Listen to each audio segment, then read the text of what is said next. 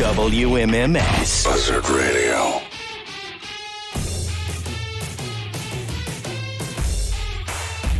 Two 216-578-1007 to join us live.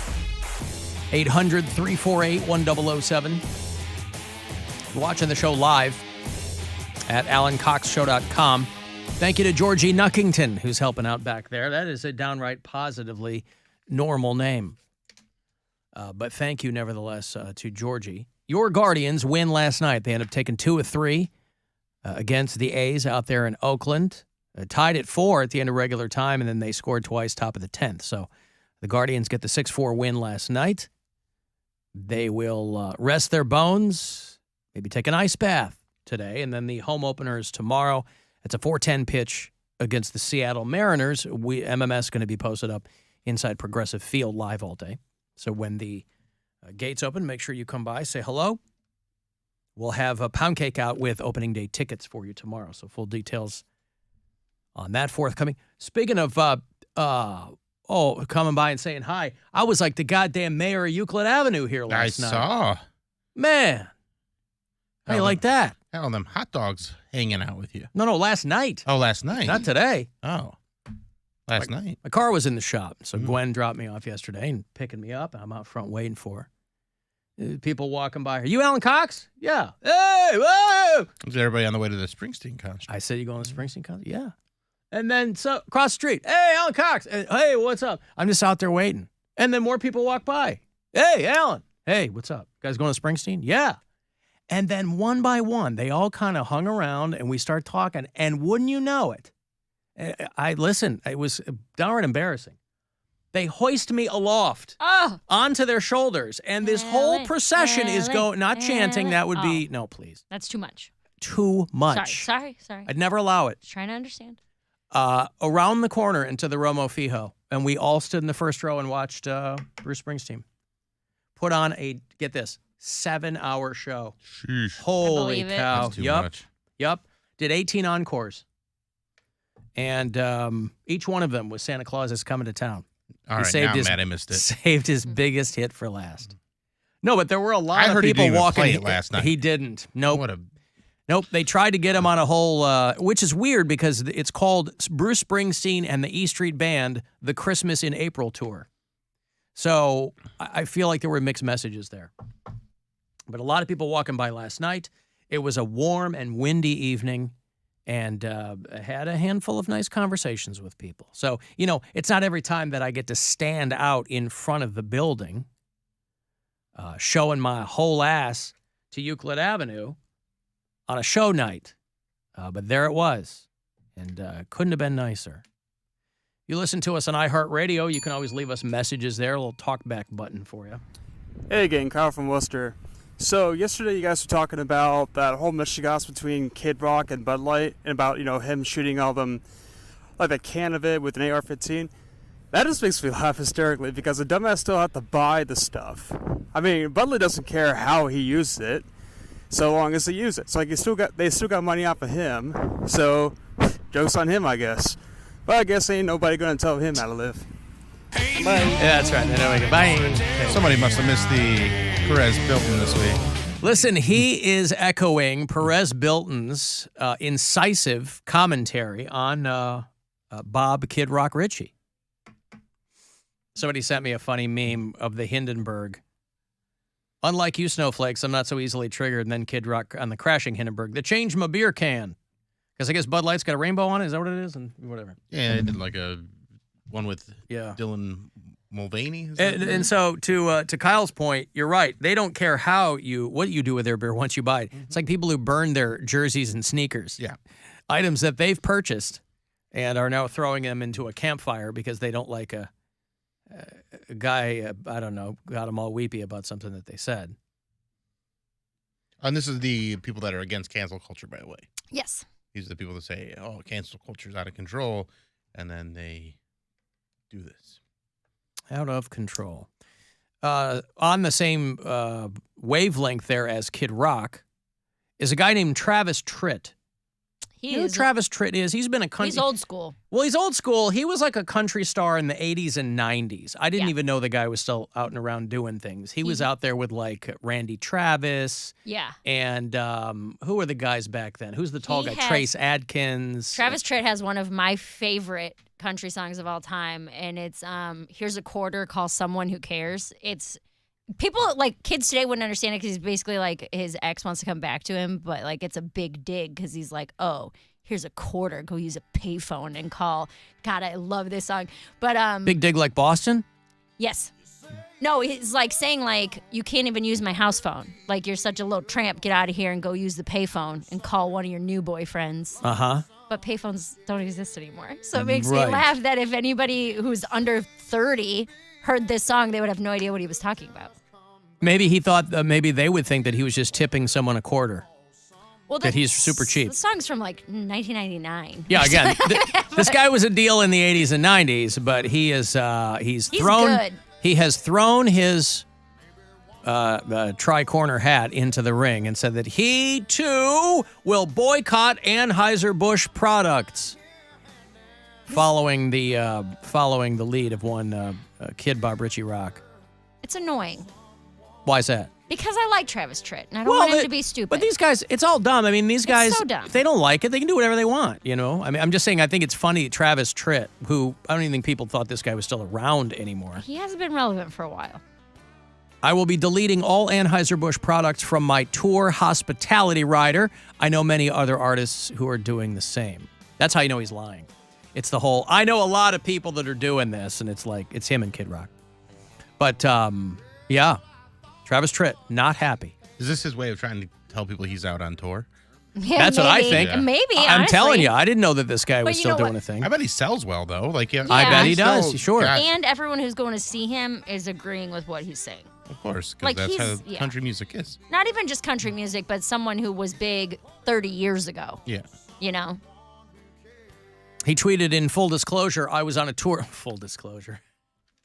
Just so nobody can trip him up, you know. Full disclosure, I was on a tour sponsored by Bud in the 90s. That was when Anheuser-Busch was American-owned, a great American company that later sold out to the Europeans and became unrecognizable to the American consumer.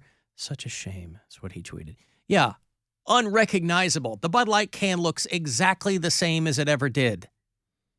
How is it unrecognizable now that the Europeans own Anheuser-Busch? Because they say, which Das they have- Buds for du. Is that what it is?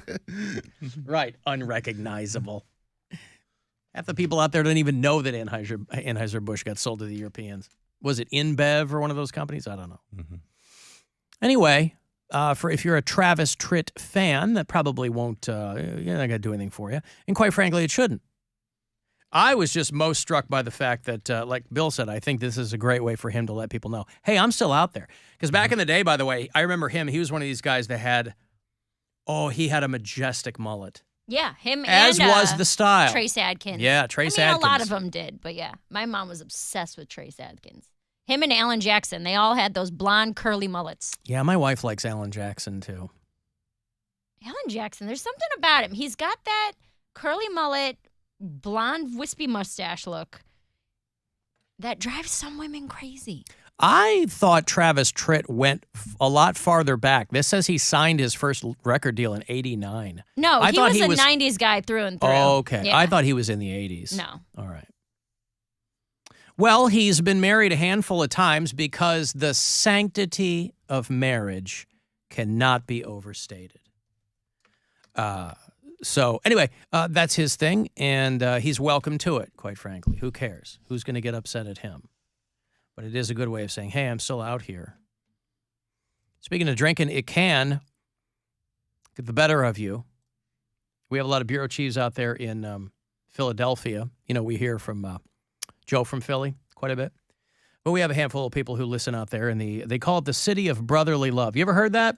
You ever heard the city of brotherly love, Bill? Yeah, but I'm like deep in the Philly culture, and that's like a real, like you have to really know what's going on in Philly to hear about that. That's It's not underground. Like, yeah, that's like underground. It's for the hipsters. There was a guy who was at a museum event, Philadelphia's Franklin Institute, And I don't know if it was one of these big ticket parties or if it was an open to the public thing. I don't know what. But one guy got super hammered and he broke the thumb off of a Chinese terracotta warrior sculpture. Oh, goodness. This reminds me of Poundcake going around sniffing the seats. This doesn't rise to the level of, sniffing the seats isn't causing any problems. It might embarrass you a little bit, but you're not partially destroying ancient works of art, I did right? set off the alarm, though. It didn't pass the smell test? Is that what you're saying? No, the guy came in. He was like, "You're too close to this chair," and I was like, "Oh, I'm sorry. I was sniffing it. I was smelling it." It set off the alarm. I guess if you go to a certain point, Oh, yeah, like a motion sensor. something like Yeah, that. you get too close to it. Yeah, this was at the Franklin Institute's Ugly Christmas Sweater Party. So A, you're at an embarrassing event like that. B, you get hammered, can't handle your high. C, you break the thumb off of a Chinese terracotta sculpture. And boy, they really went CSI on this dude too, because in order to find the guy, in order to charge him with this, they went through all of their surveillance footage and then cross-referenced it with people's tickets and when they scanned them in, and they finally found the dude. There are 10 life-size warrior statues from the Terracotta Army that were discovered as part of a tomb in China many years ago. This guy's a 24-year-old dude. This was an after-hours party, and he cracked the thumb off of one of the statues. A 2,000-year-old sculpture that was insured at $4.5 million. That sucks. And they got Crazy. But I guess he Snapchatted it, and it's like, it's one thing if you do something, but I love the people who constantly, they're just basically telling the police to come and get them. They're filming, hey, I broke this thumb off this 2,000-year-old statue, which probably didn't even know that's what it was. So the FBI shows up at his house, and he goes, yeah, I copped to it. And he went up to his bedroom dresser and took the thumb out and gave it to the cops. And so he's looking at maybe some jail time over this. He said he didn't know why he had stolen the thumb. I don't know how I could have been so stupid. Well, he was drunk. And I guess that's what happens. But, yeah, he's looking at a lot of trouble with this. Has to go in front of a jury and the whole thing. Let me give you some money here. It's $1,000. A chance for you to go fund yourself. Courtesy of the Buzzard Bookie. Good luck. This is your chance to bet with the Buzzard Bookie and win $1,000 now. Enter this nationwide keyword at WMMS.com. Happy. That's happy. Enter it now at WMMS.com. Alan, as long as my Bud Light doesn't identify as a Miller Lite, I don't care what they put on the can. Mm-hmm. How about Joan Jett? I love rock and roll. Put another dime in the jukebox, baby. That's a line that maybe the kids wouldn't know. They go, because you know what a kid will say. What's a dime? As opposed to the jukebox. We get it. Listen, there are still a couple Another of credit on the Touch Tunes, baby. Yeah, there are still some payphones. You got to put those like if you're in Toronto, they have the payphones with you got to swipe the call card in or whatever. I love rock and roll like Whitney Houston and Tina Turner. Mm-hmm. I love. That's right. There's a payphone outside of the Get-Go in Avon Lake. All right, I will take your word for it. Listen, when I lived in Ohio City, I mean, the last payphone I ever saw, personally, was right there in Ohio City. Right there at Lorraine and, I don't know, whatchamacallit, by where the Hollywood Video used to be. I remember being stranded one night, and even though I lived up the road, I really needed a phone and didn't have my phone. And so I had to use the payphone. And boy, if you find a payphone, there's that thing of, oh, I can use that, and then you go, I don't have any change. And I don't know anybody's number. I don't know anyone's number. I don't have any change. I think I know like 2 phone numbers.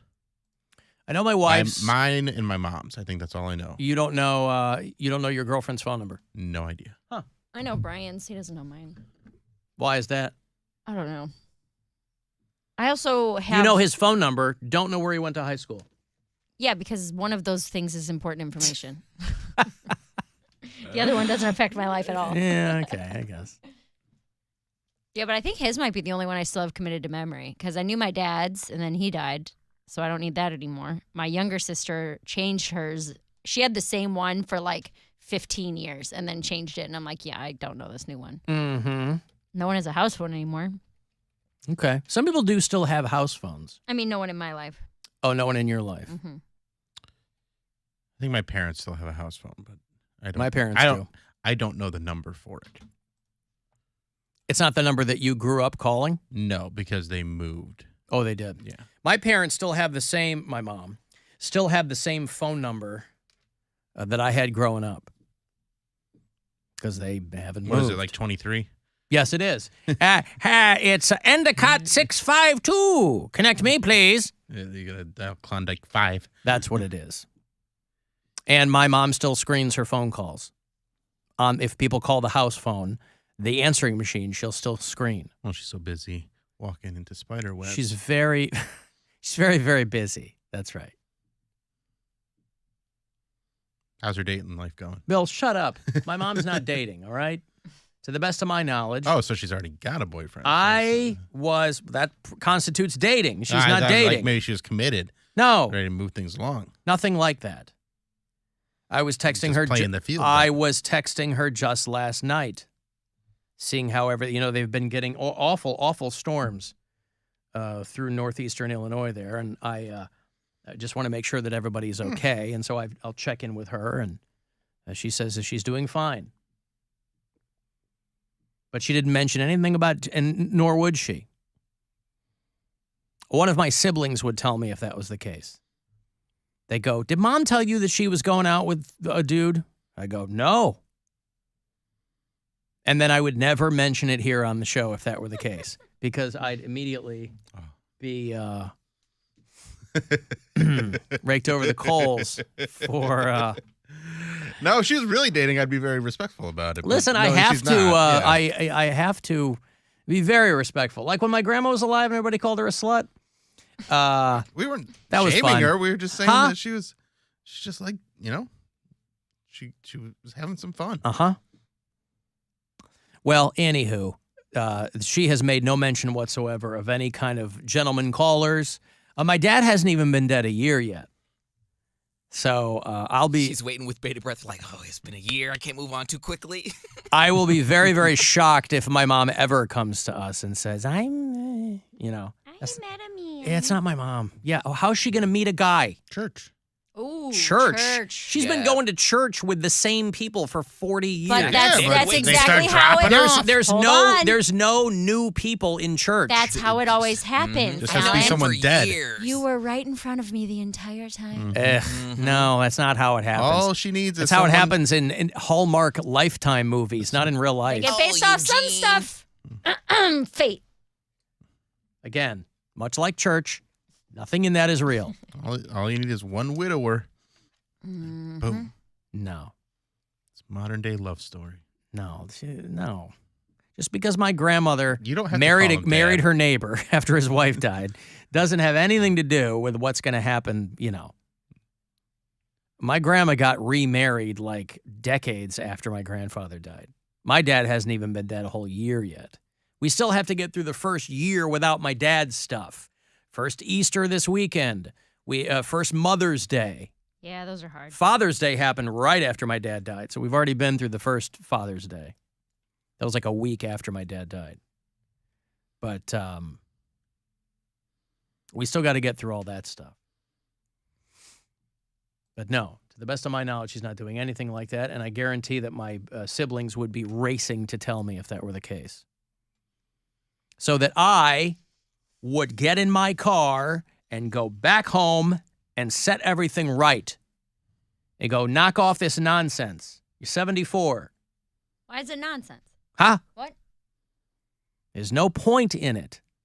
What, are you going to get remarried? No, but companionship. Oh, she's got a dog. Alone. Companionship. Oh, my Stop. God. Dog. She had my dad for 50 years. And so she's probably lonely. I'm not saying that it's going to happen, Not but I don't lonely. think you should be fighting it so hard if it did. She's not lonely. Yeah, How do you know? You're not there.